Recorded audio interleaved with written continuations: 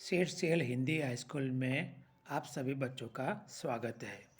सरकार के दिए गए ऑनलाइन टीचिंग कार्यक्रम के अंतर्गत मैं कक्षा 11वीं में आपको अर्थशास्त्र विषय पढ़ा रहा हूँ। उसमें हम प्रकरण 8वां देख रहे हैं। पहले हमने आगे देखा था कि उदारीकरण की जो प्रक्रिया है वो कैसी होती है। अब उसमें थोड़ा आगे देखते हैं और दूसरा पहलू है और वो है निजीकरण। बच्चों, आप इस वीडियो को YouTube पर भी सब्सक्राइब करके लाइक करके देख सकते हो। और दूसरा दोस्तों, आप अपनी जो किताब है वो अपने साथ में ही रखना और उसमें भी देख सकते हो और पढ़ सकते हो मेरे साथ भी। ठीक है, तो आगे देखते हैं दोस्तों निजीकरण। निजीकरण अर्थात क्या, आपको ये सवाल होगा दोस्तों। निजीकरण अर्थात औद्योगिक मालिकी का सार्वजनिक क्षेत्र में से निजी क्षेत्र में हस्तांतरण। एक ही लिटी में उसका अर्थ है और सरल भी है दोस्तों। निजीकरण अर्थात औद्योगिक मालिकी का सार्वजनिक क्षेत्र में से निजी क्षेत्र में हस्तांतरण, यानी कि जिन औद्योगिक क्षेत्र की सरकार की या सार्वजनिक की मालिकी है, अब उसकी मालिकी सार्वजनिक न होकर निजी क्षेत्र की मालिकी हो, उसको हम निजीकरण कहेंगे। सरकार देश में सार्वजनिक क्षेत्र के उद्योगों की मालिकी एवं संचालन करती है।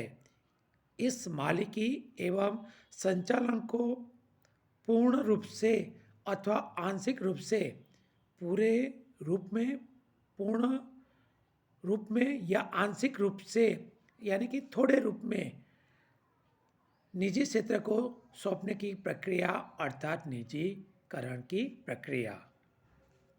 जैसे हमने दोस्तों उदारीकरण की प्रक्रिया देखी, वैसे ही यहाँ भारत में भी निजीकरण की प्रक्रिया है और वो हम देखते हैं।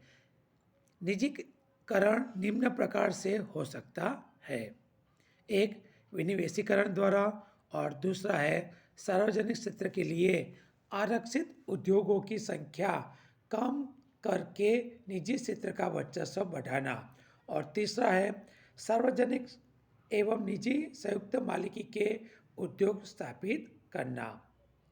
उसमें हम पहला देखते हैं दोस्तों, भारत में विनिवेशीकरण का अर्थ एवं प्रक्रिया। उसका अर्थ देखते हैं। विनिवेशीकरण अर्थात सार्वजनिक क्षेत्र के उद्योगों में से राज्य सरकार स्वयं अपना हिस्सा कम करके निजी क्षेत्र को बेच दे, अथवा सार्वजनिक क्षेत्र के उद्योगों में से सरकार अपनी पूंजी वापस ले ले, उसे भी हम विनिवेशीकरण कहेंगे। उसकी प्रक्रिया देखें तो भारत में विनिवेशीकरण की प्रक्रिया समझने के लिए दो बातें समझना आवश्यक है।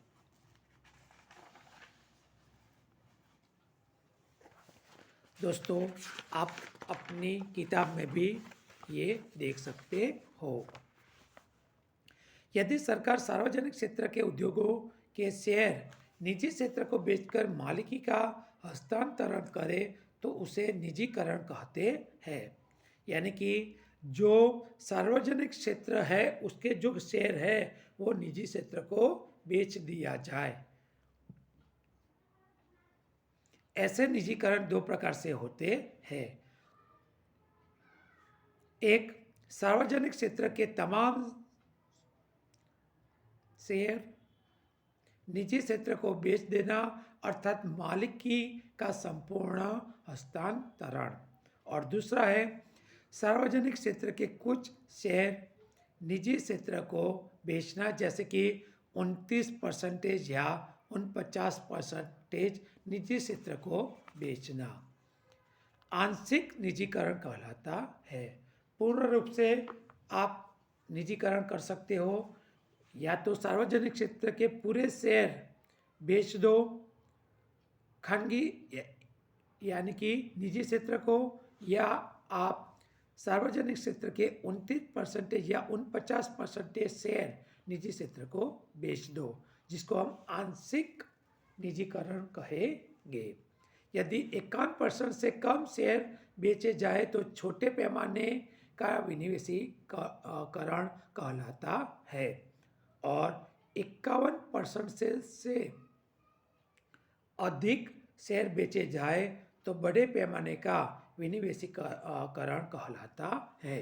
तो यहाँ पर दोस्तों दो दूसरे सवाल भी हमने देखे, उसके उत्तर भी देखे कि छोटे पैमाने का विनिवेशीकरण अर्थात क्या और बड़े पैमाने का विनिवेशीकरण अर्थात क्या।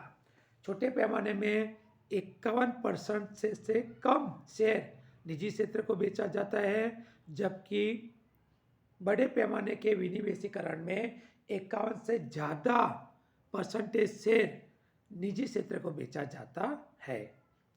सरकार कुछ उद्योगों की मालिकी रखती है और कुछ उद्योगों पर अंकुश रखती है, विशेष रूप से सार्वजनिक सेवा के क्षेत्र जहां पर निजी निवेशकर्ता को प्रवेश करने पर प्रतिबंध होता है। निजीकरण की प्रक्रिया का दूसरा महत्वपूर्ण मुद्दा सरकार हस्तक सार्वजनिक क्षेत्र में भी कार्य करने की छूट प्रदान की है। निजीकरण का अर्थ ये भी है कि जो सार्वजनिक क्षेत्र है उसमें वो निजी क्षेत्र वाले जो लोग हैं वो कार्य कर सके। उदाहरण स्वरूप बैंकिंग, व्यवसाय, शिक्षा, दूरसंचार, परिवहन में अब निजी उद्योग समूहों को भी सेवा देने की छूट दी गई है। आज़ादी के बाद के शुरुआत के वर्षों में भारत में सार्वजनिक क्षेत्र का विस्तार हुआ था। 31 मार्च 1951 में भारत में सरकार हस्तक 5 उद्योग थे, जो 1990 में बढ़कर 233 हो गए। मार्च 2010 में यह संख्या 217 हो गई और 2015 में 300 हो गए, किंतु पुराने उद्योगों में से विनिवेशीकरण चालू रहा। ये चौथी बात है उसमें ही दोस्तों। 4, सार्वजनिक क्षेत्र के लिए आरक्षित रखे गए क्षेत्रों को निजी पूंजी निवेश के लिए खोल दिया गया। वर्तमान में अणु ऊर्जा के लिए नियंत्रित साधन तथा रेलवे सरकार के हस्तक नियंत्रित है।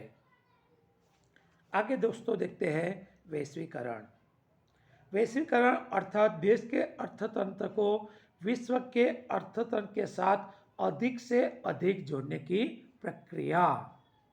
फिर से एक बार देख लेते हैं दोस्तों, आप अपनी किताब में अंडरलाइन करना, पहली लिटी पर ही उसका अर्थ दिया गया है। वैश्वीकरण अर्थात देश के अर्थतंत्र को विश्व के अर्थतंत्रों के साथ अधिक से अधिक जोड़ने की प्रक्रिया, जिसमें भारत दुनिया के देशों के साथ आर्थिक संबंध बढ़ाए, जैसे कि चीज वस्तुएं, पूंजी, मानव संसाधन, टेक्नोलॉजी, प्राकृतिक साधन, मौद्रिक साधन, व्यापार के क्षेत्र में देश के अर्थतंत्र में सरकार द्वारा लगाए गए अंकुशों को क्रमशः कम करना या हटाना। आर्थिक आत्मनिर्भरता के लिए इस प्रकार की खुली नीतियों को अपनाना।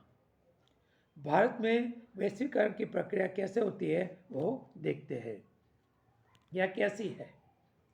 अंतर्राष्ट्रीय मुद्रा कोष ने अधिक कर्ज में डूबे विकासशील देशों को उनकी संरक्षणात्मक आर्थिक नीतियों के बदले में बदलने के लिए मजबूर किया। भारत ने भी देश के उद्योगों को रक्षण देने वाली आर्थिक नीतियों में से मुक्त अंतर्राष्ट्रीय व्यापार को प्रोत्साहन देने वाली नीतियों का स्वीकार किया और बाद में वैश्वीकरण की प्रक्रिया शुरू हुई, जिसमें पहली बात थी आयात निर्यात लाइसेंस नीति को सरल किया गया।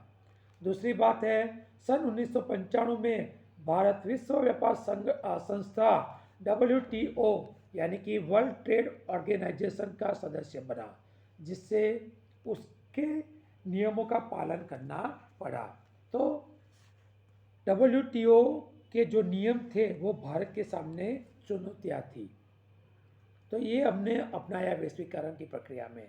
तीसरी बात, भारतीय चलन रुपये को अन्य देशों के चलन के साथ विनिमय दर को क्रमशः मुक्त किया गया, यानी कि अपने देश का जो चलन है आप दूसरे देश के चलन खरीदने में भी उसका उपयोग कर सकते हो, विनिमय कर सकते हो, उसको मुक्त किया चलन को, जिससे क्रय विक्रय भी सरल बना। इस प्रकार अपने रुपये का मूल्य व्यापार द्वारा निर्धारित होता है। चौथी बात, देश के अर्थतंत्र में सीधा विदेशी पूंजी निवेश को विभिन्न क्षेत्रों एवं चरणों में अधिक से अधिक मुक्त बनाया।